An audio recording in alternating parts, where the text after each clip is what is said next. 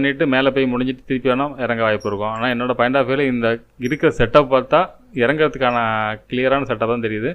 ஏன்னா இதில் மேலே ஒரு ட்ரெண்ட் லைன் கூட இப்படி போடலாம் நம்ம. இது வந்து 1 ஹவர்லேயே 15 மினிட்ஸை பார்த்தோம்னா கிளியராக தெரியும்.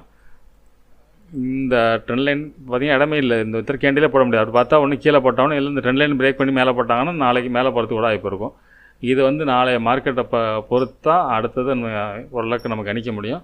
இருந்தாலும் என்னோடய பாயிண்ட் ஆஃப் வியூவில் இந்தமாதிரி செட்டப்லாம் வந்தால் மார்க்கெட் இறங்கி தான் நான் பார்த்துருக்கேன் ஃப்ரெண்ட்ஸ். சரி, ஓகே, நம்ம 15 மினிட்ஸ் வச்சு பார்ப்போம் என்ன மாதிரி மூவ்மெண்ட்ஸ் இருக்குது வாய்ப்புன்ட்டு. ஃப்ரெண்ட்ஸ் பார்த்தீங்கன்னா 15 மினிட்ஸ் வச்சுருக்கேன். இந்த ட்ரெண்ட் லைன் அப்படி நம்ம டேயில் போட்டு காட்டியிருந்தோம், அதே தான் அப்படியே வச்சுருக்கேன். இப்போ பார்த்தோம்னா நமக்கு ஃபஸ்ட்டு சப்போர்ட் அப்படின்னு பார்த்தோம்னா 47,362. இந்த இடத்த பிரேக் பண்ணும் பட்சத்திலே மார்க்கெட்டை பொறுத்தளவுக்கு இந்த ட்ரெண்ட் லைனில் ஒரு சின்ன சப்போர்ட் எடுத்தாலும் மார்க்கெட் இறங்க தான் வாய்ப்பு அதிகம் ஃப்ரெண்ட்ஸ். அதே சமயத்தில் மார்க்கெட் அப்சைடு போகணும்னா மார்க்கெட் வந்து